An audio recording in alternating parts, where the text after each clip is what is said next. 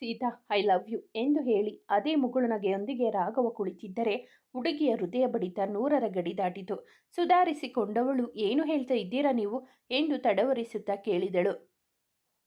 I love you Sita, ನೀನೆಂದರೆ ನನಗೆ ತುಂಬ ಇಷ್ಟ ಎಂದು ನಗುತ್ತಾ ಹೇಳಿದವನನ್ನು ನೋಡಿ, ನನಗೆ ಇದೆಲ್ಲ ಇಷ್ಟ ಆಗಲ್ಲ, ಐ ಆಮ್ ಸಾರಿ, ಇಲ್ಲಿಗೆ ಓದೋಕೆ ಅಂತ ಬಂದಿರೋದು ನಾನು ಎಂದು ಎದ್ದು ನಿಂತಳು. ಕೂತ್ಕೋ ಸೀತಾ, ನನಗೂ ಓದು ತುಂಬ ಮುಖ್ಯ. ಓದಿನ ಮಧ್ಯೆ ಪ್ರೀತಿ ಬಗ್ಗೆ ಯಾವತ್ತೂ ಯೋಚನೆ ಮಾಡಿದ್ದಿಲ್ಲ ನಾನು, ಅದು ನಿನ್ನ ನೋಡುವವರೆಗೂ. ಆಕ್ಚುಲಿ ಅವತ್ತು ನಾವಿಬ್ಬರು ಮೀಟ್ ಆಗಿದ್ದೆ ನಮ್ಮ ಮೊದಲನೇ ಭೇಟಿಯಲ್ಲ, ಅದಕ್ಕಿಂತ ಮುಂಚೆ ನಾನು ನಿನ್ನ ನೋಡಿದ್ದೀನಿ. ಮೊದಲನೇ ಬಾರಿ ಇಷ್ಟು ಮಾಡರ್ನ್ ಜಗತ್ತಿನಲ್ಲಿ ಗುಲಾಬಿ ಬಣ್ಣದ ಚೂಡಿದಾರ ಹಾಕಿಕೊಂಡು ಮಲ್ಲಿಗೆ ಹೂವು ಮುಡಿದು ಹುಡುಗಿಯನ್ನು ನೋಡಿ ವಿಶೇಷ ಅನಿಸಿತು ನನಗೆ. ಹಾಗಂತ ಲವ್ ಅಟ್ ಫಸ್ಟ್ ಸೈಟ್ ಅಲ್ಲ ಅದು. ಆಕರ್ಷಣೆ ಮತ್ತು ಪ್ರೀತಿಯ ನಡುವಿನ ವ್ಯತ್ಯಾಸ ನನಗೆ ತಿಳಿದಿದೆ. ಎಲ್ಲರೂ ನನ್ನ ಹಾಡನ್ನು ಹೊಗಳಿ ನನ್ನ ನೋಡಬೇಕು ಮಾತನಾಡಬೇಕು ಅಂತ ಕಾಯ್ತಾ ಇರುವಾಗ ನನ್ನ ಬಗ್ಗೆ ಯೋಚನೆಯೇ ಮಾಡದೆ ಇರೋ ನಿನ್ನ ಗುಣ ನನಗೆ ತುಂಬ ಇಷ್ಟ ಆಯಿತು. ಅನಂತರ ನಿನ್ನ ಭೇಟಿಯಾಗಿದ್ದು, ನಿನ್ನ ಸ್ವಭಾವದ ಅರಿವಾಗಿದ್ದು, ನೀನು ಎಲ್ಲದರಲ್ಲೂ ಗೆಲ್ಲಲಿ ಅನ್ನೋದು ನನ್ನ ಆಸೆ. ಅದಕ್ಕೆ ನಿನಗೆ ಧೈರ್ಯ ಹೇಳಿದ್ದು. ನನ್ನ ಪ್ರೀತಿನ ಒಪ್ಪಿಕೊಳ್ಳಿ ಅಂತ ಯಾವುದೇ ರೀತಿ ನಿನಗೆ ಬೆಂಬಲ ನೀಡಿಲ್ಲ, ಅದು ಮನಸ್ಫೂರ್ತಿಯಾಗಿ ಮಾಡಿದ್ದು. ನಿಜ ಹೇಳಬೇಕೆಂದರೆ ಆಗ ನಾನು ಇನ್ನು ಪ್ರೀತಿ ಮತ್ತು ಆಕರ್ಷಣೆ ನಡುವೆ ಗೊಂದಲದಲ್ಲಿದ್ದೆ. ಈಗ ಅದು ಬಗೆಹರಿದಿದೆ. ಅದಕ್ಕೆ ನನ್ನ ಪ್ರೀತಿನ ಹೇಳಿದ್ದು. ದೀರ್ಘವಾಗಿ ಹೇಳಿ ಬೆಂಚಿಗೆ ಹೊರಗೆ ಅವಳ ಮುಖ ನೋಡಿದನು. ನೋಡಿ, ನನಗೆ ನಿಮ್ಮ ಮೇಲೆ ಆ ರೀತಿ ಭಾವನೆಗಳಿಲ್ಲ ಎಂದವಳ ಮಾತಿಗೆ ನಸುನಕ್ಕು. ನನಗೆ ಗೊತ್ತು ಸೀತಾ, ನನ್ನ ಮಾತಿಗೆ ನಿನ್ನ ಉತ್ತರ ಇದೆ ಅಂತ.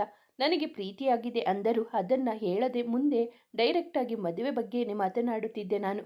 ಆದರೆ ಈಗ ನಾನು ಫೈನಲ್ ಇಯರ್, ಮುಂದೆ ಫಾರಿನ್ನಲ್ಲಿ ಓದಬೇಕು ಅನ್ನೋದು ನನ್ನ ಅಮ್ಮನ ಆಸೆ. ನಾನು ಓದೋಕೆ ಅಂತ ಹೋದರೆ ನಿನ್ನ ಕಳ್ಕೊಬೇಕಾಗುತ್ತೆ ಅನ್ನೋ ಕಾರಣಕ್ಕೆ ಈಗ ಹೇಳಿದ್ದು ನಾನು. ಎಷ್ಟಾದರೂ ಟೈಮ್ ತಗೋ, ನಿನ್ನ ಮನಸ್ಸಿನಲ್ಲಿ ಏನಿದೆ ಅಂತ ನೀನಾಗಿ ಹೇಳು. ನಿನ್ನ ನಿರ್ಧಾರನ ನಾನು ಗೌರವಿಸ್ತೀನಿ. ಈಗ ನನ್ನ ಮನಸ್ಸಿನಲ್ಲಿ ಇರೋದನ್ನು ಹೇಳಿ ಆಯಿತು, ನಿನ್ನ ನಿರ್ಧಾರ ಹೇಳು ಎಂದು ನಸುನಕ್ಕನು. ಅವನೇನೋ ತನ್ನ ಮನದ ಮಾತು ಹೇಳಿ ನಿರಾಳನಾದನು. ಆದರೆ ಸೀತಾಳ ಪರಿಸ್ಥಿತಿ ದೇವರಿಗೆ ಪ್ರೀತಿ. ಅವಳ ಒಡಲಲ್ಲಿ ಹೃದಯದಲ್ಲಿ ನವಿರಾದ ಕಂಪನ ಆರಂಭವಾಗಿತ್ತು. ಕೈ ಕಾಲುಗಳು ನಡುಗುತ್ತಿದ್ದವು. ನೋಡು ಸೀತಾ, ಈ ವಿಷಯನ ನಾನು ಯಾರಿಗೂ ಹೇಳುವುದಿಲ್ಲ. ಇದರಿಂದ ನಿನ್ನ ಓದಿನ ಮೇಲೆ ಯಾವ ರೀತಿಯ ಪರಿಣಾಮ ಉಂಟಾಗಲ್ಲ. ಧೈರ್ಯವಾಗಿರು. ನಿನ್ನ ಮನಸ್ಸಿನಲ್ಲಿ ಏನೇ ಇದ್ದರೂ ಹೇಳು, ನನ್ನ ಬಲವಂತ ಇಲ್ಲ. ಅವಳು ಚಿಂತೆಯಿಂದ ಕುಳಿತಿರುವುದನ್ನು ಕಂಡು ಹೇಳಿದವನು, ಹಾಸ್ಟೆಲ್ಗೆ ಈಗಲೇ ಹೋಗ್ತೀಯಾ ಎಂದು ಕೇಳಿದನು. ಅವನ ಮಾತಿಗೆ ಹೌದೆಂದು ತಲೆಯಾಡಿಸಿದಳು. ಆಕರ್ಷಣೆಯನ್ನು ಪ್ರೀತಿ ಅಂತ ತಿಳಿದು ನನ್ನ ಪ್ರೀತಿನ ನೀನು ಒಪ್ಪಲೇಬೇಕು ಅಂತ ಹಠ ಮಾಡುವಷ್ಟು ಅಪ್ರಬುದ್ಧ ಮನಸ್ಥಿತಿ ನನ್ನದಲ್ಲ. ಆದರೆ ನನಗೆ ನನ್ನ ಪ್ರೀತಿ ಮೇಲೆ ನಂಬಿಕೆ ಇದೆ. ನೀನು ಇಂದಲ್ಲ ನಾಳೆ ಅಲ್ಲ 10 ವರ್ಷದ ಆಚೆಗಾದರೂ ನನ್ನ ಪ್ರೀತಿನ ಒಪ್ತೀಯ ಅನ್ನೋ ನಂಬಿಕೆ ನನಗಿದೆ. ಹೂ ಕೊಟ್ಟು ಪ್ರಪೋಸ್ ಮಾಡಿ ಈ ಪ್ರಪಂಚದಲ್ಲಿ ನನ್ನಷ್ಟು ನಿನ್ನ ಯಾರು ಪ್ರೀತಿಸಲ್ಲ ಅಂತ ಕೇಳಿ ಮುಂದೆ ಬ್ರೇಕಪ್ ಪ್ಯಾಚಪ್ ಮಾಡಿಕೊಳ್ಳೋ ಜಾಯಮಾನ ನಂದಲ್ಲ. ನನ್ನ ಮನಸ್ಸಿನಲ್ಲಿ ಇರೋದನ್ನು ನಿನಗೆ ಹೇಳಿದ್ದೀನಿ. ನೀನು ಅಷ್ಟೇ ಮುಕ್ತವಾಗಿ ನಿನ್ನ ನಿರ್ಧಾರ ತಿಳಿಸು ಎಂದವನು ಮಾತನ್ನು ಸರಾಗವಾಗಿ ತಳ್ಳಿ ಹಾಕಲು ಆಗಲಿಲ್ಲ ಅವಳಿಗೆ. ಸುಮ್ಮನೆ ನಿಂತವಳನ್ನು ನೋಡಿ ಆಟೋ ಕರೆದವನು ಅವಳಿಗೆ ಹತ್ತಲು ತಿಳಿಸಿ ಹುಷಾರು ಎಂದು ಹೇಳಿದನು. ಆಟೋ ಮುಂದೆ ಚಲಿಸಿದಂತೆ ಸೀತಾಳ ಆಲೋಚನೆಗಳು ಶುರುವಾದವು. ಯಾವ ಪರಿಸ್ಥಿತಿ ಎದುರಾಗಬಾರದು ಅಂದ್ಕೊಂಡಿದ್ದೆ, ಈಗ ಅದೇ ಎದುರಾಗಿದೆ. ಎಷ್ಟು ಸುಲಭವಾಗಿ ಹೇಳಿಬಿಟ್ಟರು. ಏನು ಮಾಡಲಿ ನಾನು? ಅವರಿಗೆ ಪ್ರೀತಿ ಬಗ್ಗೆ ಎಷ್ಟೆಲ್ಲ ಗೊತ್ತು. ಯಾರಾದರೂ ಈ ರೀತಿ ಪ್ರಪೋಸ್ ಮಾಡ್ತಾರಾ? ಎಷ್ಟು ಗಟ್ಟಿ ನಿರ್ಧಾರ ಅವರದು. ಎಂತಹ ಪ್ರಬುದ್ಧ ಮಾತುಗಳು. ಹೀಗೆ ಸಾಗುತ್ತಿದ್ದ ಆಲೋಚನೆಗಳು ನಿಂತಿದ್ದು ಆಟೋ ನಿಂತಾಗಲೇ. ಅವರು ಪ್ರಪೋಸ್ ಮಾಡಿದಾಗ ಡೈರೆಕ್ಟಾಗಿ ಇಷ್ಟ ಇಲ್ಲ ಅಂತ ಹೇಳಬೇಕಿತ್ತು. ಏನಾಗಿತ್ತು ಸೀತಾ ನಿನಗೆ? ತಾನೇಕೆ ನೇರವಾಗಿ ಅವರಿಗೆ ಹೇಳಲಾಗಲಿಲ್ಲ ಎಂದು ಯೋಚಿಸುತ್ತಿದ್ದವಳ ಕಣ್ಣ ಮುಂದೆ ರಾಘವ್ ಮುಖವೇ ಮೂಡುತ್ತಿತ್ತು. ಇಷ್ಟು ದಿನ ಅವಳನ್ನು ಎಷ್ಟು ಭೇಟಿ ಮಾಡಿದರೂ ಒಂದು ದಿನವೂ ಅಗತ್ಯಕ್ಕಿಂತ ಹೆಚ್ಚಾಗಿ ವರ್ತಿಸಿಲ್ಲ ಅವನು. ಇಂದು ಬಾಯಿ ಬಿಟ್ಟು ಹೇಳಿದಾಗಲೇ ಅವನ ಪ್ರೀತಿಯ ಬಗ್ಗೆ ತಿಳಿದಿದ್ದು. ಇಲ್ಲ, ನನ್ನ ನಿರ್ಧಾರ ಗಟ್ಟಿಯಾಗಿರಬೇಕು. ಅಪ್ಪ ಹೇಳಿದ್ದು ನೆನಪಿರಲಿ ಸೀತಾ ಎಂದು ತನಗೆ ತಾನೇ ಹೇಳಿಕೊಂಡವಳು ಓದಲು ಬರುವ ತಂದೆ ಹೇಳಿದ ಮಾತುಗಳನ್ನು ನೆನೆಯತೊಡಗಿದಳು. ಏನು ಸಾಹೇಬರು, ಫುಲ್ ಖುಷಿಯಾಗಿ ಬರ್ತಾ ಇದ್ದೀರಾ? ಶಿಳ್ಳೆ ಹೊಡೆಯುತ್ತಾ ಒಳಗಡೆ ಬಂದ ರಾಘವನನ್ನು ಛೇಡಿಸಿದರು ಚಿತ್ರಿಕಾ. ಹಾಗೆ ಸುಮ್ಮನೆ ರಾಘವಾಗಿ ಹೇಳಿದವನನ್ನು ಕಂಡು, ಓಹೋ ಹಾಗೆ ಸುಮ್ಮನೆ ಅಂದರೆ ಎನ್ನುತ್ತಾ ಬಂದ ಅಂಕಿತಾ, ನಿನ್ನ ಮುಖದಲ್ಲಿ ಇರೋ ಖುಷಿ ನೋಟ ಇದ್ದರೆ ಏನೋ ಸ್ಪೆಷಲ್ ಅನ್ನಿಸ್ತಾ ಇದೆ. ಏನು ಸಮಾಚಾರ ಎಂದು ಕೇಳಿದರು. ಸ್ಪೆಷಲ್ ಇದೆ, ಆದರೆ ಈಗ ಹೇಳಲ್ಲ, ಬೈಕ್ ಕೀ ತಿರುಗಿಸುತ್ತಾ ಹೇಳಿದನು. ಮತ್ತೆ ಯಾವಾಗ ಹೇಳ್ತೀಯಾ? ಒಟ್ಟಿಗೆ ಪ್ರಶ್ನಿಸಿದ ಅತ್ತಿಗೆಯರನ್ನು ಕಂಡು ಒಪ್ಪಿಗೆಯ ಮುದ್ರೆ ದೊರೆತ ಮೇಲೆ ಎಂದು ಹೇಳಿ ರೂಮ್ಗೆ ಹೋದನು. ಅವನ ಮಾತು ಅರ್ಥವಾಗದೆ ಮುಖ ನೋಡಿಕೊಂಡರು ಚಿತ್ರಿಕಾ ಮತ್ತು ಅಂಕಿತಾ. ಪ್ರೀತಿಯನ್ನು ಹೇಳಿಕೊಂಡವನ ಮನಸ್ಸು ಹಾರುವ ಅಕ್ಕಿಯಾಗಿತ್ತು. ಅವಳು ತನ್ನ ಪ್ರೀತಿಯನ್ನು ಒಪ್ಪುತ್ತಾಳೆ ಎನ್ನುವ ದೃಢವಾದ ನಂಬಿಕೆ ಅವನಲ್ಲಿ ಮನೆ ಮಾಡಿತು. ಅವಳು ಒಪ್ಪದಿದ್ದರೆ ಎನ್ನುವ ಯೋಚನೆ ಸಹ ಅವನ ಬಳಿ ಸುಳಿಯದಷ್ಟು ನಂಬಿಕೆ ಇತ್ತು ಅವನಲ್ಲಿ. ಅವಳನ್ನು ನೋಡಿದಾಗ ನಿಂದ ಇಲ್ಲಿಯವರೆಗೂ ದಿನಗಳನ್ನು ನೆನೆಯುತ್ತಾ ಕಣ್ಣು ಮುಚ್ಚಿದನು. ಸೀತಾಳ ನಗುಮುಖ ನೆನಪಾಗಿ ಕಣ್ಣು ಬಿಟ್ಟವನು ಕಬೋರ್ಡ್ ಬಳಿ ಹೋಗಿ ಒಂದು ವಸ್ತುವನ್ನು ನೋಡುತ್ತಾ ಒಂದಲ್ಲ ಎರಡಲ್ಲ 10 ವರ್ಷ ಅಷ್ಟೇ, ಯಾಕೆ ಜನ್ಮ ಪೂರ್ತಿ ಕಾಯ್ತೀನಿ ನಿನ್ನ ಪ್ರೀತಿ ಪಡೆಯಲು. ನನ್ನ ಪ್ರೀತಿ ಸುಳ್ಳಲ್ಲ, ನನಗೆ ನಂಬಿಕೆ ಇದೆ ಎಂದು ನುಡಿದು ಎದೆಯ ಮೇಲೆ ಕೈ ಇಟ್ಟುಕೊಂಡ. ನೀನು ಯಾವಾಗಲೂ ಖುಷಿಯಾಗಿರಬೇಕು, ಜೀವನದಲ್ಲಿ ಗೆಲುವು ನಿನ್ನ ಪಾಲಿಗೆ ಇರಬೇಕು ಎಂದು ಹೇಳಿ, ಈ ಲೋಕದಗಲ ಇರೋ ಸಂತೋಷ ಸಕಲ ತರೋದ ಇಡೋದ ನಿನ್ನ ಪಾದದಡಿಗೆ ಎಂದು ಹಾಡು ಗುನುಗುತ್ತಾ ಕೆಳಗೆ ಬಂದನು. ಏನ್ ಸಾಂಗ್ ಹಬ್ಬ, ಯಾರಿಗೋಸ್ಕರ ಈ ಹಾಡು ಎಂದು ಕೇಳಿದರು ಹೇಮಂತ್. ನಮ್ಮವರಿಗೋಸ್ಕರ ಎಂದು ಉತ್ತರಿಸಿ ತಾಯಿಯ ಬಳಿ ಹೋಗಿ ನಿಂತನು. ನಮ್ಮವರು ಅಂದರೆ ಎಲ್ಲರೂ ಒಟ್ಟಿಗೆ ಪ್ರಶ್ನಿಸಿದರು. ನನ್ನ ಹೃದಯದಲ್ಲಿ ಇರುವವರು ಎಂದು ಹೇಳಿ ಊಟದಲ್ಲಿ ತೊಡಗಿದನು. ಅವನನ್ನು ನೋಡಿ ಎಲ್ಲರೂ ಮುಗುಳ್ನಕ್ಕರು. ನೋಡಮ್ಮ, ಎಲ್ಲರೂ ಬುದ್ಧಿವಂತೆ ಇದ್ದಾಳೆ, ಓದಿಸು ಅಂತ ಹೇಳ್ತಾ ಇದ್ದಾರೆ, ಇದಕ್ಕೆ ನಿನ್ನ ಅಭಿಪ್ರಾಯ ಏನು ಎಂದು ಕೇಳಿದ ತಂದೆಯ ಮಾತಿಗೆ ನಿಮ್ಮ ಇಷ್ಟ ಅಪ್ಪ ಎಂದು ಹೇಳಿದಳು ಸೀತಾ. ನನಗೂ ಓದಿಸೋ ಆಸೆ ಇದೆ, ಆದರೆ ಯಾಕೆ ಒಪ್ತಿಲ್ಲ ಅಂತ ನಿನಗೂ ಗೊತ್ತು. ನಿಮ್ಮ ಹತ್ಯೆ ಮಾಡಿದ ತಪ್ಪಿನ ಬಗ್ಗೆ, ನಮ್ಮ ಮನೆ ಹೀಗೆ ಬದಲಾದ ಕಾರಣ ಎಲ್ಲ ನಿನಗೆ ಗೊತ್ತು ಎಂದ ತಂದೆಯ ಮಾತಿಗೆ ಹಳೆಯ ಘಟನೆಗಳನ್ನು ನೆನಪಿಸಿಕೊಂಡಳು ಸೀತಾ. ಹಲವು ವರ್ಷಗಳ ಹಿಂದಿನ ಘಟನೆಯದು. ರಂಗರಾಜು ಮತ್ತು ಅವರ ಅಣ್ಣ ಒಬ್ಬಳೆ ಮುದ್ದು ತಂಗಿ ಇಬ್ಬರು ಗಂಡು ಮಕ್ಕಳ ನಂತರ ಹುಟ್ಟಿದ ಮಗಳ ಮೇಲೆ ಮನೆಯಲ್ಲಿ ಅಪಾರ ಪ್ರೀತಿ ಅವರ ಮೇಲೆ. ಇಬ್ಬರು ಅಣ್ಣಂದಿರಿಗೆ ತಂಗಿಯ ಖುಷಿಯ ಮುಂದೆ ಬೇರೇನು ಬೇಡವಾಗಿತ್ತು. ಮನೆಯವರ ಮುದ್ದಿನ ಮಗಳಾದ ಲಕ್ಷ್ಮಿ 10ನೆಯ ತರಗತಿಯ ತನಕ ಊರಿನಲ್ಲಿ ಓದಿದ್ದರು. ತನ್ನ ತಂಗಿ ಓದಲಿ ಎಂದು ಮುಂದೆ PUC ಓದಲು ಮನೆಯವರನ್ನು ಒಪ್ಪಿಸಿದ್ದರು ರಂಗರಾಜು. ಓದಳು ಹೊರಟ ಲಕ್ಷ್ಮಿ ಅವರಿಗೆ ಪಕ್ಕದ ಊರಿನ ರಾಜೇಶ್ ಎಂಬ ಹುಡುಗನ ಮೇಲೆ ಪ್ರೀತಿಯಾಗಿತ್ತು. ಇಬ್ಬರು ಪರಸ್ಪರ ಪ್ರೀತಿ ಹೇಳಿಕೊಂಡು ತಮ್ಮದೇ ಲೋಕದಲ್ಲಿ ವಿವರಿಸುತ್ತಿದ್ದರು. ಈ ವಿಷಯ ಮನೆಯಲ್ಲಿ ತಿಳಿದು ದೊಡ್ಡ ರಾದಾಂತವೇ ನಡೆಯಿತು. ಇದಕ್ಕೆಲ್ಲ ನೀನೇ ಕಾರಣ, ತಂಗಿ ತಂಗಿ ಅಂತ ತಲೆ ಮೇಲೆ ಹೊತ್ತುಕೊಂಡಿದ್ದೆ ನೋಡು ಈಗ ಎಂದು ರಂಗರಾಜು ಅವರ ಮೇಲೆ ಹರಿಹಾಯ್ದರು ಅವರ ಅಣ್ಣ. ಕಾರಣ ಆ ಹುಡುಗನ ಜಾತಿ ಬೇರೆ ಎಂದು. ಹೌದು, ನಂದೇ ತಪ್ಪು ಎಂದು ಅಣ್ಣನೊಂದಿಗೆ ಜಗಳ ಶುರು ಮಾಡಿದವರು ಮನೆಯವರು ಅಡ್ಡ ಬಂದು ಇಬ್ಬರ ನಡುವಿನ ಜಗಳ ನಿಲ್ಲಿಸಿ ಮುಂದೇನು ಮಾಡಬೇಕೆಂದು ಯೋಚಿಸಿದರು. ಲಕ್ಷ್ಮಿ ಅವರಿಗೆ ಎಷ್ಟೇ ಬುದ್ಧಿಮಾತು ಹೇಳಿದರೂ ಕೇಳದೆ, ನಾನು ಮದುವೆಯಾದರೆ ರಾಜೇಶ್ ನನ್ನೇ ಎಂದು ಹಠ ಹಿಡಿದಾಗ ಕೋಪದಲ್ಲಿ ತಂಗಿಯ ಮೇಲೆ ಕೈ ಮಾಡಿದ ರಂಗರಾಜು, ಓದು ಬೇಡ ಏನೂ ಬೇಡ, ಇನ್ನೊಂದು ತಿಂಗಳಲ್ಲಿ ಇವಳಿಗೆ ಮದುವೆ ಮಾಡಿಸಿ ಬಿಡೋಣ ಎಂದು ನಿರ್ಧರಿಸಿದ್ದರು. ಅತ್ತ ಕಡೆ ರಾಜೇಶ್ ನನ್ನ ಕರೆಸಿ ಬುದ್ಧಿ ಹೇಳಿದಾಗ ಮೊದಲು ಒಪ್ಪದಿದ್ದವನು ನಂತರ ತನ್ನ ತಂದೆ ತಾಯಿಯ ಮುಖ ನೋಡಿ ತನ್ನ ತಪ್ಪನ್ನು ಅರಿತುಕೊಂಡು ಊರನ್ನೇ ಬಿಟ್ಟು ಹೊರಟನು. ಈ ವಿಷಯ ತಿಳಿದ ಲಕ್ಷ್ಮಿ ಹತ್ತು ಕರೆದು ರಾದಾಂತ ಮಾಡಿ, ತಂಗಿಗಿಂತ ನಿಮಗೆ ನಿಮ್ಮ ಗೌರವದ್ದೇ ಚಿಂತೆ ಅಲ್ವಾ ಎಂದಾಗ, ಹೌದು, ನಮಗೆ ನಮ್ಮ ಗೌರವದ್ದೇ ಚಿಂತೆ, ನಮಗೆ ಪ್ರತಿಷ್ಠೆಯನ್ನು ಮುಖ್ಯ ಎನ್ನುತ್ತಾ ತಂಗಿಯ ಕೆನ್ನೆಗೆ ಹೊಡೆದು, ಈ ವಿಷಯ ಹೊರಗೆಲ್ಲೂ ಗೊತ್ತಾಗಿಲ್ಲ, ಹೀಗೆ ಇದ್ದರೆ ಸರಿಯಿಲ್ಲ ಅಂದ್ರೆ ಎಂದು ಎಚ್ಚರಿಕೆ ನೀಡಿದರು. ಇಷ್ಟೆಲ್ಲ ಆದರೂ ಬದಲಾವಣೆಯನ್ನು ಒಪ್ಪಿಕೊಳ್ಳದ ಲಕ್ಷ್ಮಿ ಆತ್ಮಹತ್ಯೆಗೆ ಪ್ರಯತ್ನಿಸಿ ಮನೆಯಲ್ಲಿದ್ದ ಟ್ಯಾಬ್ಲೆಟ್ಗಳನ್ನು ಕುಡಿದು ಬಿಟ್ಟರು. ವಿಷಯ ತಿಳಿದು ಆಸ್ಪತ್ರೆಗೆ ಕರೆದುಕೊಂಡು ಹೋದರೂ ಚಿಕಿತ್ಸೆ ಫಲಿಸದೆ ಕೊನೆ ಉಸಿರೆಳೆದರು ಲಕ್ಷ್ಮಿ. ತಂಗಿಯ ಸಾವಿಗೆ ನೀನೇ ಕಾರಣ, ಹಾಗೆ ಹೇಳಿದರೆ ಸ್ವಲ್ಪ ದಿನಗಳ ನಂತರ ಸರಿ ಹೋಗ್ತಾ ಇದ್ಲು ಎಂದು ಅಣ್ಣನೊಂದಿಗೆ ಜಗಳ ಮಾಡಿದರು ರಂಗರಾಜು.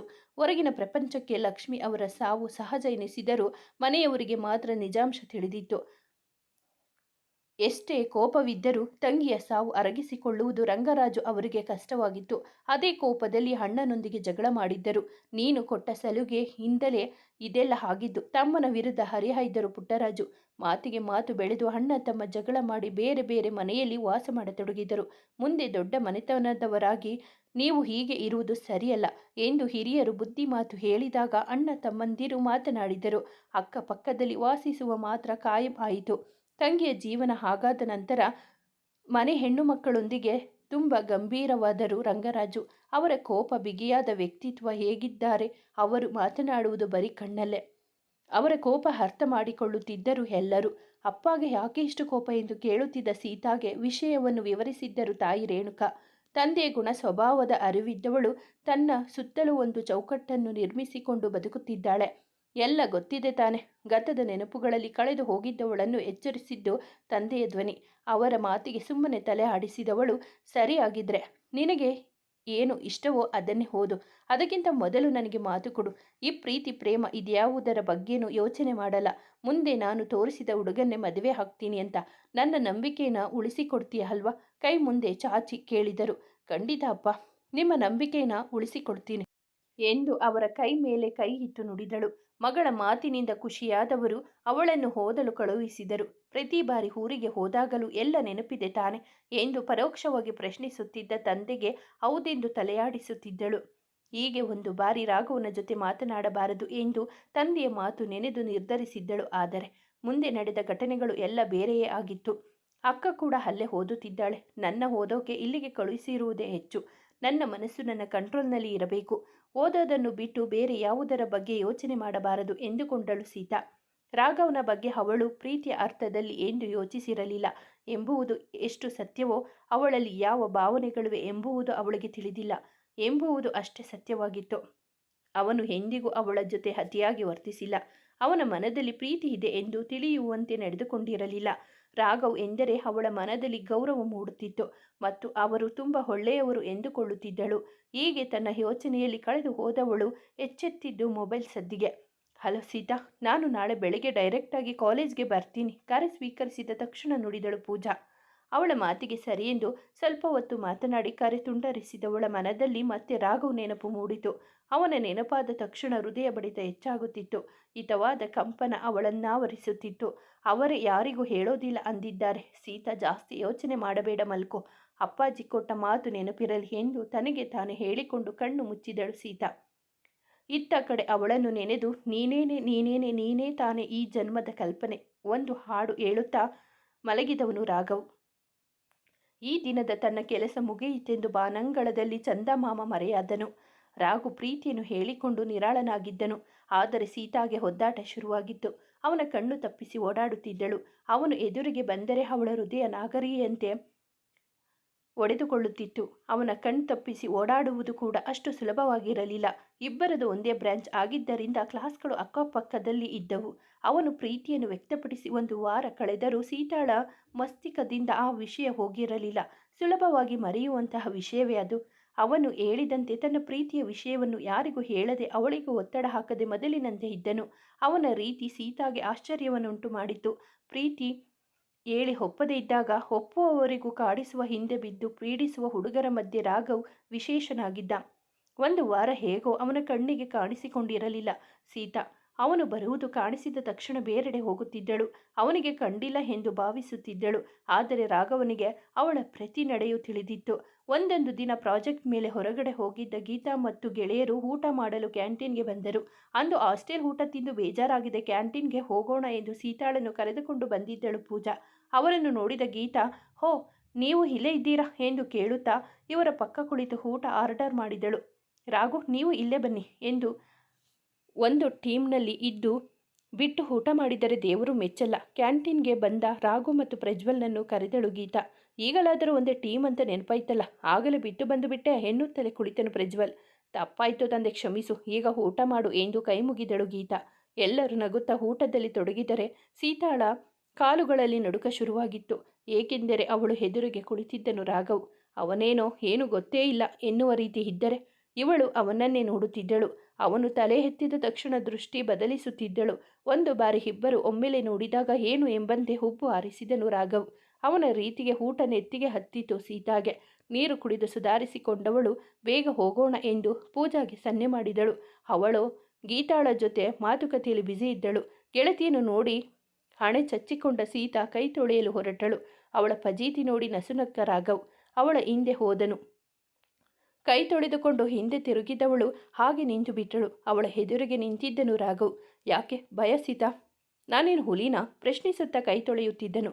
ಅವನ ಮುಂದೆ ಮಾತನಾಡಲು ಆಗುತ್ತಿಲ್ಲ ಹುಡುಗಿಗೆ. ಮಾತುಗಳೆಲ್ಲ ಗಂಟಲಲ್ಲಿ ಮಷ್ಕರ ಹೂಡಿಬಿಟ್ಟಿವೆ.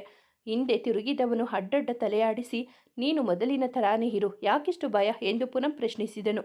ಅದು ಎಂದು ತಡವರಿಸುತ್ತಿರುವವಳ ಕೈ ವೇಲ್ತುದಿ ಮುದ್ದೆಯಾಗುತ್ತಿದೆ. ಬೆರಳಿಗೆ ವೇಲನ್ನು ಸುತ್ತುವುದು ಬಿಡಿಸುವುದು ಮಾಡುತ್ತಾ ನಿಂತವಳ ಕೈ ಹಿಡಿದು ವೇಲ್ ಬಿಡಿಸಿದನು. ಅವನ ರೀತಿಗೆ ಹುಡುಗಿ ಕಣ್ಣರಳಿಸಿ ನೋಡಿತು. ನಿನ್ನ ಭಯಕ್ಕೆ ಪಾಪ ಆ ವೇಲ್ನ ಯಾಕೆ ಮುದ್ದೆ ಮಾಡ್ತೀಯಾ ಎಂದು ನಕ್ಕವನು. ಅಲ್ಲ, ಈಗ ಭಯಪಡುವಂಥದ್ದು ಏನಾಯಿತು? ನನ್ನಿಂದ ಏನಾದರೂ ತೊಂದರೆ ಆಗಿದ್ದೀಯಾ? ಮುಗುಳ್ನಗುತ್ತಾ ಕೇಳಿದನು. ಅವನ ಮಾತಿಗೆ ಇಲ್ಲವೆಂದು ಅಡ್ಡಡ್ಡ ತಲೆ ಆಡಿಸಿದಳು. ಮತ್ತೆ ಯಾಕೆ ನನ್ನ ಕಣ್ತಪ್ಪಿಸಿ ಓಡಾಡ್ತಿದ್ದೀಯಾ? ನಾನು ಅವತ್ತು ಹೇಳಿಲ್ವಾ ನನ್ನಿಂದ ನಿನಗೆ ಏನು ತೊಂದರೆ ಆಗಲ್ಲ, ನಿನ್ನ ಮನಸ್ಸಿನಲ್ಲಿ ಇರೋದನ್ನು ಹೇಳು, ಆರಾಮಾಗಿರು ಅಂತ. ನಿನ್ನ ಮನಸ್ಸಿನಲ್ಲಿ ಏನಿದೆ? ನನ್ನ ಪ್ರೀತಿ ಒಪ್ಪಿಗೆನಾ ಎಂದು ಸ್ವಲ್ಪ ಮುಂದೆ ಬಂದು ಕೇಳಿದನು. ಇಲ್ಲ, ನನಗೆ ಅದೆಲ್ಲ ಇಷ್ಟ ಇಲ್ಲ, ತಡವರಿಸುತ್ತಾ ನುಡಿದಳು. ನಿನಗೆ ಇನ್ನೂ ಗೊಂದಲ ಇದೆ ಅನಿಸುತ್ತೆ, ಆರಾಮಾಗಿ ಯೋಚನೆ ಮಾಡಿ ಉತ್ತರ ಹೇಳು, ನನಗೆ ನಂಬಿಕೆ ಇದೆ. ನಿನಗೆ ನನ್ನ ಪ್ರೀತಿ ಅರ್ಥವಾದ ದಿನ ಒಪ್ತೀಯ. ಇರಲಿ, ಯಾವುದೇ ವಿಷಯವಾಗಲಿ. ಸೊ ನನ್ನ ಪ್ರೀತಿಗೆ ನಿನ್ನ ಒಪ್ಪಿಗೆ ಸಿಗುವವರೆಗೂ, ಸಿಕ್ಕ ಮೇಲೆ ಮನೆಯಲ್ಲಿ ಅದನ್ನು ಸ್ವೀಕರಿಸಿದ ನಂತರವೇ ನಾನು ಎಲ್ಲರಿಗೂ ಹೇಳುವುದು. ಡೋಂಟ್ ವರಿ ಎಂದು ಹೇಳಿದವನು ಅವಳ ಕಣ್ಣಲ್ಲಿ ಕಣ್ಣಿಟ್ಟು, ಪ್ರೀತಿ ಇದೆ ಅಂದರೆ ಅದನ್ನು ಮುಚ್ಚಿಡೋದು ತಪ್ಪು. ನೆನಪಿರಲಿ, ನನಗೆ ಗೊತ್ತಾಗುತ್ತೆ. ಸರಿ, ಚೆನ್ನಾಗಿ ಓದು, ಚಿಂತೆ ಮಾಡಬೇಡ ಎಂದು ಹೇಳಿ ತಲೆನೆವರಿಸಿದನು. ಅವನ ಕಣ್ಣಲ್ಲಿ ತನ್ನೆಡೆಗೆ ಇರುವ ಒಲವನ್ನು, ಅವನ ಮಾತಿನಲ್ಲಿ ತನ್ನ ಪ್ರೀತಿಯ ಬಗ್ಗೆ ಇರುವ ನಂಬಿಕೆಯನ್ನು ಕಂಡು ಮಾತೆ ಬರದಂತಾಯಿತು ಸೀತಾಗೆ. ಅಷ್ಟರಲ್ಲಿ ಪ್ರಜ್ವಲ್ ಅಲ್ಲಿಗೆ ಬಂದಿದ್ದರಿಂದ, ಸರಿ ಬಾ, ಕ್ಲಾಸ್ ಇದೆ ಅಲ್ವಾ ಈಗ ಎಂದು ಕೇಳುತ್ತಾ ಮುಂದೆ ಹೋದನು. ಅವನ ಮಾತಿಗೆ ಹೌದೆಂದು ತಲೆಯಾಡಿಸುತ್ತಾ ಹಿಂಬಾಲಿಸಿದಳು ಸೀತಾ. ಸೀತಾ, ಏನು ಗೊತ್ತಾ ಎಂದು ಒಂದೇ ಸಮನೆ ಪೂಜಾ ವಟವಟ ಅಂತ ಮಾತಾಡ್ತಾ ಇದ್ದರೂ ಸುಮ್ಮನೆ ಹೂಗುಟ್ಟುತ್ತಾ ತನ್ನದೇ ಲೋಕದಲ್ಲಿ ಕಳೆದು ಹೋಗಿದ್ದಳು ಸೀತಾ. ಅವಳ ತಲೆಯ ತುಂಬ ರಾಘವ್ದೇ ಯೋಚನೆ. ಸ್ವಲ್ಪ ಸಮಯದಿಂದ ಗೆಳತಿಯನ್ನು ಗಮನಿಸಿದ ಪೂಜಾ, ಸೀತಾ, ಈ ಸಲ ಇಂಟರ್ನಲ್ಸ್ ಟೈಮ್ ಟೇಬಲ್ 7 ಎಂದಾಗಲೂ ಸುಮ್ಮನೆ ಹ್ಞೂ ಎಂದಿದ್ದನ್ನು ನೋಡಿ ಅವಳ ಭುಜ ತಟ್ಟಿ, ಹೋಯ್, ಎಲ್ಲಿ ಕಳೆದು ಹೋಗಿದ್ದೆ, ಏನು ಕೇಳಿದೆ ಹೇಳು ಎಂದು ಕೇಳಿದಳು.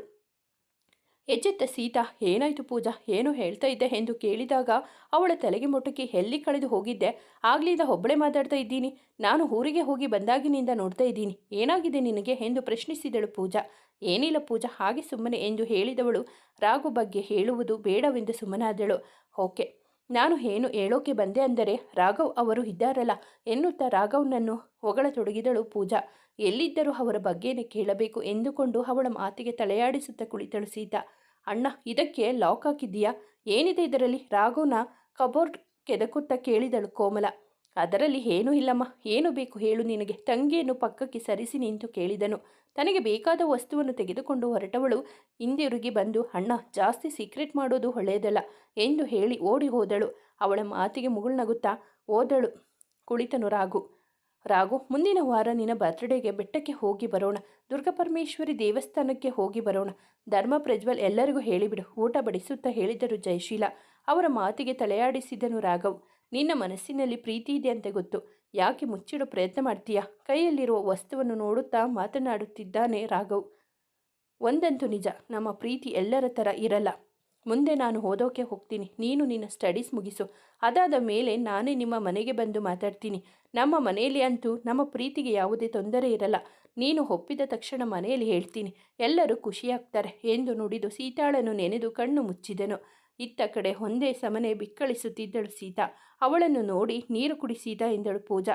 ಕುಡಿದೆ ಕಣೆ, ಏನಾದರೂ ನಿಲ್ತಿಲ್ಲ, ಬಿಕ್ಕಳಿಸುತ್ತದೆ ಹೇಳಿದಳು. ಹಾಗಾದರೆ ಯಾರು ನಿನ್ನ ತುಂಬ ನೆನೆಸಿಕೊಳ್ಳುತ್ತಿದ್ದಾರೆ, ಯಾರಿರಬಹುದು ಅಂತ ಯೋಚನೆ ಮಾಡು, ಬಿಕ್ಕಳಿಕೆ ಹೋಗುತ್ತೆ ಸಲಹೆ ಕೊಟ್ಟಳು ಪೂಜಾ.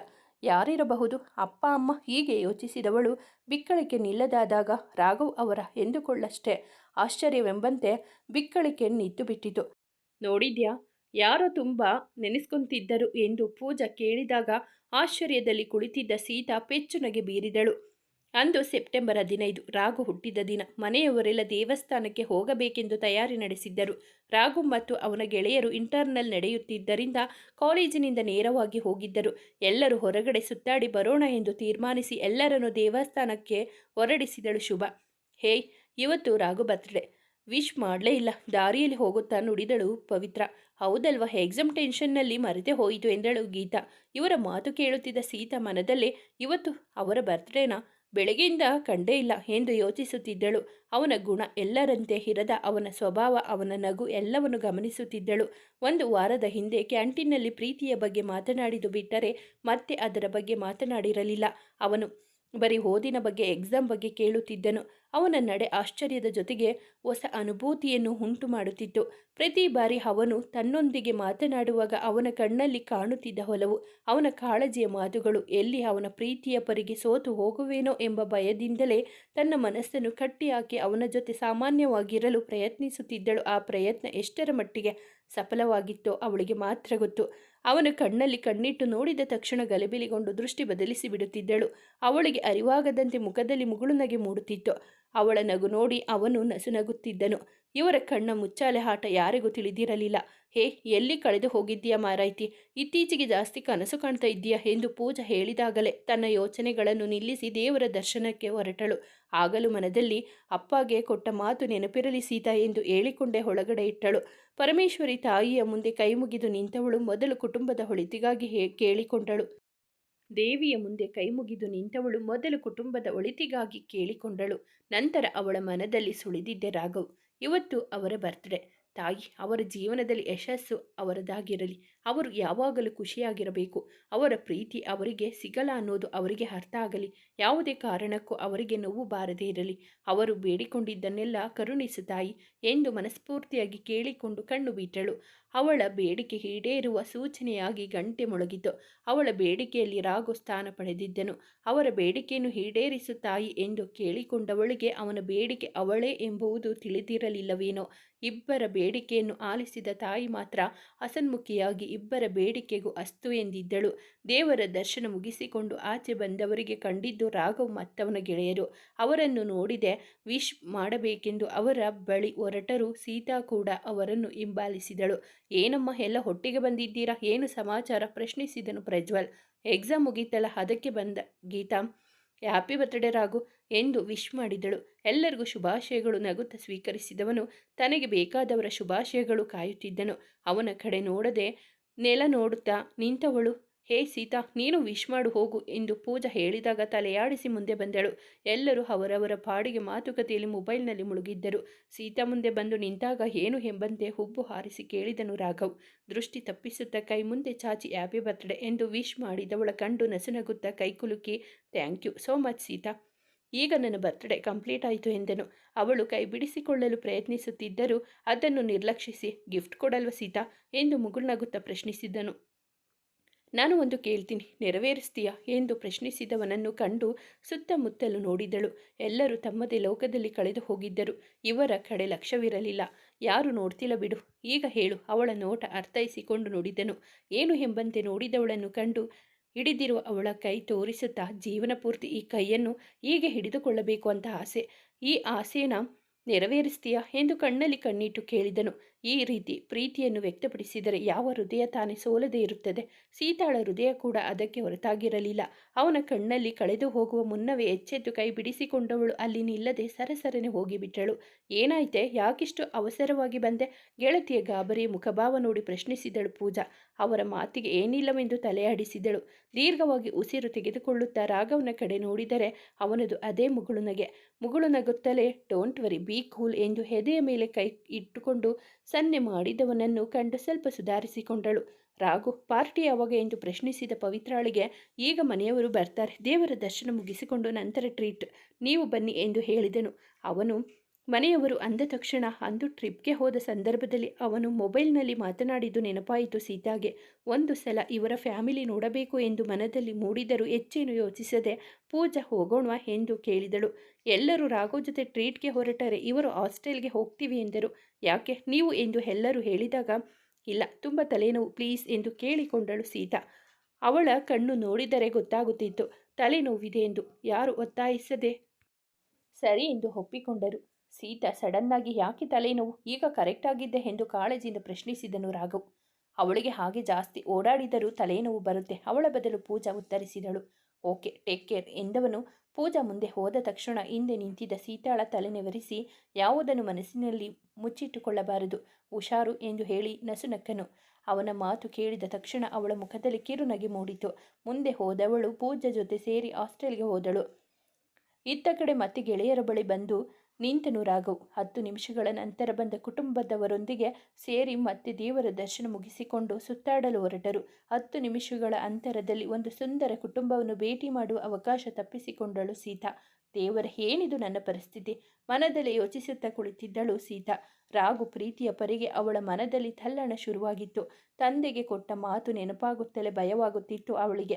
ಒಂದೆಡೆ ತಂದೆಗೆ ಕೊಟ್ಟ ಮಾತು, ಇನ್ನೊಂದೆಡೆ ರಾಘವ್ ಪ್ರೀತಿ, ಎರಡರ ಮಧ್ಯೆ ಹುಡುಗಿಯದು ಅಡ್ಡ ಕತ್ತಿರೆಯಲ್ಲಿ ಸಿಲುಕಿದ ಸ್ಥಿತಿ. ಪ್ರೀತಿ ಪ್ರೇಮ ಅಂತ ಮಗಳ ಜೀವನ ಹಾಳಾಗಬಾರದೆಂದು ತಂದೆ ಮಾತು ತೆಗೆದುಕೊಂಡು ತಪ್ಪಲ್ಲ. ಮಗಳ ಮೇಲೆ ಅವರ ಪ್ರೀತಿ ಗುಪ್ತಗಾಮಿನಿ. ಎಲ್ಲಿ ಹೆಚ್ಚು ಪ್ರೀತಿ ತೋರಿದರೆ ಮಕ್ಕಳು ತುಂಬ ಸಲುಗೆ ತೆಗೆದುಕೊಂಡು ಬಿಡುತ್ತಾರೋ ಎಂಬ ಭಯದ ಜೊತೆ 2 ಹೆಣ್ಣು ಮಕ್ಕಳ ತಂದೆಯಾಗಿ ಹೀಗೆ ಇರಬೇಕು ಎನ್ನುವ ಆಲೋಚನೆ ಅವರದು. ಹೇಗೆ ಇದ್ದರೂ ತಂದೆಯ ಪ್ರೀತಿಗೆ ಬೆಲೆ ಕಟ್ಟಲು ಸಾಧ್ಯವಿಲ್ಲ. ಕಾಳಜಿಯಿಂದಲೇ ಅವರು ಈ ರೀತಿ ಮಾತು ತೆಗೆದುಕೊಂಡಿರುವುದು. ರಾಘು ಅವನದು ಪರಿಶುದ್ಧ ಪ್ರೀತಿ. ಅವನು ತೋರುವ ಕಾಳಜಿಯಲ್ಲಿ, ಅವನ ಮಾತಿನಲ್ಲಿ ಯಾವುದೇ ಕಪಟವಿಲ್ಲ. ಅವನು ತೋರುವ ಪ್ರೀತಿಗೆ ಎಂಥವರಾದರೂ ಸೋಲಲೇಬೇಕು. ಅವನ ಆಲೋಚನೆಗಳಿಗೆ, ಅವನ ಪ್ರಬುದ್ಧತೆಗೆ ಸ್ವತಃ ಸೀತಾಳೆ ತಲೆಬಾಗಿದ್ದಳು. ಅವನ ವ್ಯಕ್ತಿತ್ವ, ಗುಣ, ಸ್ವಭಾವ ಎಲ್ಲವೂ ಅವನ ಕುಟುಂಬದಿಂದ ಬಂದ ಹುಡುಗರೆ. ಅಂತಹ ಹುಡುಗನ ಪ್ರೀತಿಯನ್ನು ನಿರಾಕರಿಸುವುದು ಕಷ್ಟವೇ ಸರಿ. ಅವನ ಹೆಸರು ಪ್ರೀತಿ ಇಲ್ಲ ಎಂದು ಎಷ್ಟೇ ಹೇಳಿದರೂ ಪ್ರೇಮ ನಿವೇದನೆಯ ನಂತರ ಮನದಲ್ಲಿ ತಲ್ಲಣ ಶುರುವಾಗಿದ್ದಂದು ಸುಳ್ಳಲ್ಲ. ಅವನು ತನ್ನ ನಿರಾಕರಣೆಯನ್ನು ಸ್ವೀಕರಿಸಿದ ರೀತಿಗೆ ಮನಸ್ಸು ಮೆಚ್ಚುಗೆ ಸೂಚಿಸುತ್ತಿತ್ತು. ಪ್ರೀತಿಯ ಬಗ್ಗೆ ಯೋಚಿಸುವುದೇ ಭಯ ಅವಳಿಗೆ. ಅವನೆದುರು ಎಷ್ಟೇ ಬಾರಿ ನನಗೆ ಅದೆಲ್ಲ ಇಷ್ಟ ಆಗಲ್ಲ, ಪ್ರೀತಿ ಇಲ್ಲ ಎಂದು ಹೇಳಿದರೂ ಅವನು ನಗುಮುಖದಿಂದಲೇ ಸರಿಯಾಗಿ ಯೋಚಿಸು, ಗೊಂದಲ ಬೇಡ ಎಂದು ಹೇಳುತ್ತಿದ್ದನು. ಅವನ ಮಾತಿನಲ್ಲಿ ನನ್ನ ಪ್ರೀತಿಯನ್ನು ಒಪ್ಪಲೇಬೇಕು ಎನ್ನುವ ಒತ್ತಡವಿರಲಿಲ್ಲ. ಕಾಡಿಸುವ ಪ್ರೀತಿ ಅಲ್ಲ ಅವನದು. ರಾಘವ್ನ ಪ್ರೀತಿ ಒಂದು ರೀತಿ ತಂಗಾಳಿಯ ಹಾಗೆ. ಅದರ ಬಗ್ಗೆ ನೆನೆದಾಗಲೆಲ್ಲ ಮೈ ಮನದಲ್ಲಿ ಹೊಸ ಪುಳುಕ. ಮನದಲ್ಲಿ ತಂಗಾಳಿ ಕೇಳಿದ ಹಾಗೆ ಅವನ ಪ್ರೀತಿ. ಅವನ ಪ್ರೀತಿಯನ್ನು ನಿರಾಕರಿಸಲು ಯಾವುದೇ ಕಾರಣಗಳಿರಲಿಲ್ಲ ಅವಳ ಬಳಿ. ತಂದೆಗೆ ಕೊಟ್ಟ ಮಾತೊಂದನ್ನು ಬಿಟ್ಟು ಅವನ ಪ್ರೀತಿಯ ಪರಿಗೆ ತಲೆದೂಗುವ ಮನಸ್ಸನ್ನು ಹತೋಟಿಯಲ್ಲಿಟ್ಟುಕೊಂಡು ಓದಿನಲ್ಲಿ ತೊಡಗಿದ್ದಳು ಸೀತಾ. ದಿನಗಳು ಕಳೆದಂತೆ ಪ್ರಾಜೆಕ್ಟ್ ವರ್ಕ್, ಪ್ಲೇಸ್ಮೆಂಟ್ ಕ್ಲಾಸ್ಗಳು ಹೆಚ್ಚು ಆದಂತೆ ರಾಘವ್ನ ಭೇಟಿ ಕಡಿಮೆಯಾಗಿತ್ತು. ಅವನು ಕಾಣದಿದ್ದಾಗ ಮನಸ್ಸು ಅವನ ಬಗ್ಗೆ ಯೋಚಿಸಿದರೂ ತಕ್ಷಣವೇ ಕಾಣದೆ ಇದ್ದಿದ್ದೇ ಒಳ್ಳೆಯದು ಎಂದು ತನ್ನನ್ನು ತಾನು ಸುಧಾರಿಸಿಕೊಳ್ಳುತ್ತಿದ್ದಳು ಸೀತಾ. ಅವಳನ್ನು ನೋಡದೇ ಇದ್ದ ಮಾತ್ರಕ್ಕೆ ಕಡಿಮೆಯಾಗುವ ಪ್ರೀತಿಯಲ್ಲ ಅವನದು. ಅವಳು ಎದುರಿಗೆ ಸಿಕ್ಕಾಗ ಚಂದದೊಂದು ಮುಗುಳುನಗೆ. ಯಾರು ಗಮನಿಸದೇ ಇದ್ದಾಗ ಪ್ರೀತಿ ಒಪ್ಪಿಗೆಯಾ ಎಂದು ಕೇಳುವ ಒಂದು ಪ್ರಶ್ನೆ. ಇಷ್ಟೇ ಅವನ ಮಾತು ಅವಳೊಂದಿಗೆ. ಅದನ್ನು ಬಿಟ್ಟರೆ ಎಂದಿನಂತೆ ಇರುತ್ತಿದ್ದನು. ಅವನ ಈ ರೀತಿಗೆ ಹುಡುಗಿಯ ಮನದಲ್ಲಾಗುವ ತಳಮಳ ಅವನ ಗಮನಕ್ಕೆ ಬಂದಿತ್ತಾ ಗೊತ್ತಿಲ್ಲ. 2 ವಾರಗಳು ಸದ್ದಿಲ್ಲದಂತೆ ಕಳೆದು ಹೋಗಿದ್ದವು. ತನ್ನ ಮನದಲ್ಲಿ ರಾಘವ್ ಬಗ್ಗೆ ಯಾವ ಭಾವನೆ ಮೂಡುತ್ತಿದೆ ಎಂದು ಗಮನಕ್ಕೆ ಬಂದರೂ ಅದರ ಬಗ್ಗೆ ಹೆಚ್ಚು ಯೋಚಿಸದೆ ನಾರ್ಮಲ್ ಆಗಿ ಇರುತ್ತಿದ್ದಳು ಸೀತಾ. ಈ ನಡುವೆ ಅವನ ಭೇಟಿ ಕೂಡ ಕಡಿಮೆಯಾಗಿದ್ದು ಅವಳ ಮನದ ತಳಮಳವನ್ನು ತಕ್ಕಮಟ್ಟಿಗೆ ಕಡಿಮೆ ಮಾಡಿತು. ಭಾನುವಾರ ಎಂದಿನಂತೆ ತನ್ನ ಕೆಲಸದಲ್ಲಿ ತೊಡಗಿದ್ದ ಸೀತಾ ಮಧ್ಯಾಹ್ನ ಊಟ ಮುಗಿಸಿಕೊಂಡು ಬರುವ ಸಮಯದಲ್ಲಿ ಮೆಟ್ಟಿಲ ಮೇಲೆ ಚೆಲ್ಲಿದ ನೀರನ್ನು ಗಮನಿಸದೆ ಕಾಲಿಟ್ಟು ಕಾಲು ನೋವು ಮಾಡಿಕೊಂಡಿದ್ದಳು. ನೋವಿನ ಪರಿಣಾಮ ಎಷ್ಟಿತ್ತೆಂದರೆ ಸ್ವಲ್ಪ ಸಮಯದಲ್ಲಿ ಕಾಲು ಊದಿಕೊಂಡು ತಡೆಯುವುದು ಕಷ್ಟವಾಗಿತ್ತು ಅವಳಿಗೆ. ಹೀಗೆ ಬಿಟ್ಟರೆ ನೋವು ಹೆಚ್ಚಾಗುತ್ತದೆ ಎಂದು ಹಾಸ್ಟೆಲ್ಗೆ ಆಟೋ ಕರೆದು ಹಾಸ್ಪಿಟಲ್ಗೆ ಕರೆದುಕೊಂಡು ಹೊರಟರು ಪೂಜಾ ಮತ್ತು ಗೀತಾ. ಏನು ಮನೆ ಫುಲ್ ಖಾಲಿಯಾಗಿದೆ, ಏನು ಸಮಾಚಾರ? ಮೆಟ್ಟಿಲಿಳಿದು ಬರುತ್ತಾ ಪ್ರಶ್ನಿಸಿದನು ರಾಘವ್.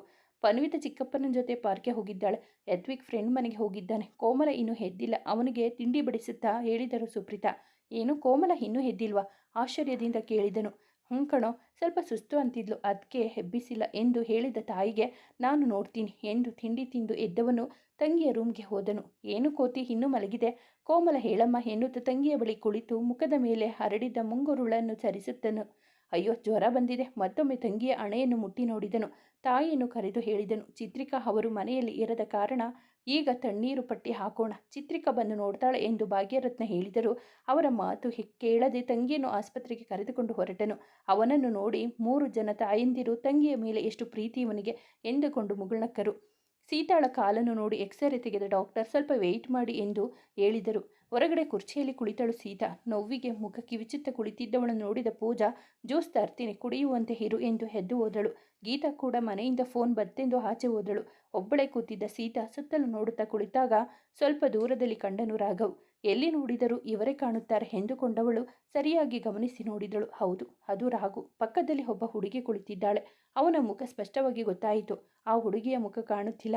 ಅವನು ಮೊಬೈಲ್ ನೋಡುತ್ತಾ ಕುಳಿತಿದ್ದರೆ ಆ ಹುಡುಗಿ ಅವನು ತೋಳು ಬಳಸಿ ಹಿಡಿದು ಭುಜದ ಮೇಲೆ ತಲೆ ಇಟ್ಟು ಕುಳಿತಿದ್ದಾಳೆ. ಅವನು ಆಗಾಗ ಅವಳ ತಲೆ ಸವರುತ್ತಾ ಕುಳಿತಿದ್ದಾನೆ. ಆ ದೃಶ್ಯ ನೋಡಿದ ಸೀತಾಳ ಮನದಲ್ಲಿ ಮೂಡಿದ ಮೊದಲ ಪ್ರಶ್ನೆ, ಯಾರು ಆ ಹುಡುಗಿ ಎಂದು. ಎಲ್ಲೋ ಒಂದು ಕಡೆ ಆ ಹುಡುಗಿಯನ್ನು ನೋಡಿ ಅವಳು ರಾಘವ್ ಜೊತೆ ಕುಳಿತಿರುವುದನ್ನು ನೋಡಿ ಮನಸ್ಸಿನಲ್ಲಿ ಒಂದು ರೀತಿಯ ಅಸಮಾಧಾನ ಮೂಡಿತು ಅವಳಿಗೆ. ಅವರನ್ನೇ ನೋಡುತ್ತಾ ಕುಳಿತಿದ್ದಳು. ಸ್ವಲ್ಪ ಸಮಯದ ನಂತರ ಅವರು ಒಳಗಡೆ ಹೋದರು. ನಂತರ ರಾಘವ್ ಒಬ್ಬನೇ ಆಚೆ ಬಂದನು. ಬಂದವನೇ ಸೀತಾಳನ್ನು ನೋಡಿ ಅವಳ ಬಳಿ ಬರತೊಡಗಿದನು. ಕಾಲು ನೋವು ಜಾಸ್ತಿ ಇದ್ದಿದ್ದರಿಂದ ಯಾವುದೇ ರೀತಿ ರೆಡಿಯಾಗದೆ ನೈಟ್ ಡ್ರೆಸ್ನ ಮೇಲೆ ವೇಲ್ ಒಂದನ್ನು ಹಾಕಿಕೊಂಡು ತಲೆ ಕೂದಲನ್ನು ಎತ್ತಿ ಕಟ್ಟಿ ಕ್ಲಿಪ್ನಲ್ಲಿ ಬಂಧಿಸಿದ್ದಳು. ರಾಘವ್ ತನ್ನತ್ತಲೇ ಬರುತ್ತಿರುವುದನ್ನು ನೋಡಿ ತಾನು ನೈಟ್ ಡ್ರೆಸ್ನಲ್ಲಿರುವುದನ್ನು ನೆನೆದು ಮುಜುಗರವಾಗುತ್ತಿತ್ತವಳಿಗೆ. ಅವಳ ಬಳಿ ಬಂದವನು, ಸೀತಾ ನೀನೇನು ಇಲ್ಲಿ ಎಂದು ಕೇಳಿದನು. ಅವನ ಮಾತಿಗೆ ಉತ್ತರಿಸದೆ ಮುದುರಿ ಕುಳಿತವಳನ್ನು ನೋಡಿ ನಸುನಗುತ್ತಾ ಕೂದಲಿಗೆ ಹಾಕಿದ ಕ್ಲಿಪ್ಪನ್ನು ತೆಗೆದನು. ಅವಳ ಕೇಶರಾಶಿ ಬೆನ್ನ ತುಂಬ ಹರಡಿದಾಗ ಸ್ವಲ್ಪ ಕೂದಲಿಗೆ ಮಾತ್ರ ಕ್ಲಿಪ್ ಹಾಕಿ ಮುಂಗುರುಳನ್ನು ಮುಂದೆ ಸರಿಸಿದವನು, ನೌ ಇಟ್ಸ್ ಪರ್ಫೆಕ್ಟ್ ಎಂದು ಹೇಳಿ ಹಿಂದೆ ಸರಿದನು. ಅವನ ಕೆಲಸಕ್ಕೆ ಹುಡುಗಿಯ ಹೃದಯ ತಾಳ ತಪ್ಪಿತು. ಅವಳನ್ನು ನೋಡಿದವನ ಗಮನ ಅವಳ ಕಾಲ ಮೇಲೆ ಸರಿದಾಗ, ಅಯ್ಯೋ ಕಾಲಿಗೆ ಏನಾಯಿತು, ಎಷ್ಟು ಊದಿಕೊಂಡಿದೆ ಎನ್ನುತ್ತಾ ಕೆಳಗೆ ಕುಳಿತು ಪಾದವನ್ನು ಮುಟ್ಟಲು ಬಂದಾಗ, ಹೇ, ಏನು ಮಾಡ್ತಾ ಇದ್ದೀರಾ ನೀವು? ಹೇಳಿ ಮೇಲೆ ಎಂದು ಮುಜುಗರದಿಂದ ನುಡಿದಳು ಸೀತಾ. ಅವಳ ಮಾತನ್ನು ನಿರ್ಲಕ್ಷಿಸಿ ಅವಳ ಪಾದವನ್ನು ಹಿಡಿದು, ಏನಾಯಿತು, ತುಂಬ ನೋವಿದೆಯಾ ಎಂದು ಕಾಳಜಿಯಿಂದ ಪ್ರಶ್ನಿಸಿದನು. ಅವನ ಕಾಳಜಿಗೆ ಹುಡುಗಿಯ ಕಣ್ಣು ತುಂಬಿ ಬಂದವು. ತುಂಬ ನೋವಿದೆಯಾ? ಅವಳ ತುಂಬಿದ ಕಣ್ಣನ್ನು ನೋಡಿ ಮತ್ತೆ ಪ್ರಶ್ನಿಸಿದವನ ಕಣ್ಣಲ್ಲೂ ನೋವು ಸ್ಪಷ್ಟ. ಅವನ ಮಾತಿಗೆ ಇಲ್ಲವೆಂದು ತಲೆ ಆಡಿಸಿದಳು. ಏನು ಮಾಡಿಕೊಂಡೆ ಎಂದು ಕೇಳಿದಾಗ ನಡೆದ ಘಟನೆಯನ್ನು ವಿವರಿಸಿದಳು. ಎದ್ದು ನಿಂತವನು ಹುಷಾರಾಗಿ ಇರಬೇಕಲ್ವಾ ಎನ್ನುತ್ತಾ ಅವಳ ತಲೆ ನೆವರಿಸಿ, ನನ್ನ ಹುಡುಗಿ ಕಣ್ಣಲ್ಲಿ ಯಾವತ್ತೂ ನೀರು ಬರಬಾರದು ಎಂದು ಹೇಳಿದನು. ಅವನ ಮಾತಿಗೆ ತಲೆ ತಗ್ಗಿಸಿ ಕುಳಿತವಳ ಮುಖದಲ್ಲಿ ಕಿರುನಗೆ ಮೂಡಿತು. ಮುಂದುವರೆಯುವುದು. ಸ್ನೇಹಿತರೆ, ಈ ಕಥೆ ನಿಮಗೆ ಇಷ್ಟವಾಗಿದ್ದರೆ ದಯವಿಟ್ಟು ಒಂದು ಲೈಕ್ ಮಾಡಿ, ನಮ್ಮ ಚಾನಲನ್ನು ಸಬ್ಸ್ಕ್ರೈಬ್ ಆಗಿ, ಪಕ್ಕದಲ್ಲಿರುವ ಬೆಲ್ ಬಟನ್ ಕ್ಲಿಕ್ ಮಾಡಿ. ನಿಮ್ಮ ಅನಿಸಿಕೆ ಅಭಿಪ್ರಾಯವನ್ನು ಕಾಮೆಂಟಲ್ಲಿ ತಿಳಿಸಿ. ನಿಮ್ಮ ಫ್ರೆಂಡ್ಸ್ ಆ್ಯಂಡ್ ಫ್ಯಾಮಿಲಿಗೆ ಈ ಕಥೆಯನ್ನು ಶೇರ್ ಮಾಡಿ. ಕಥೆಯನ್ನು ಕೇಳಿದ್ದಕ್ಕಾಗಿ ಧನ್ಯವಾದಗಳು.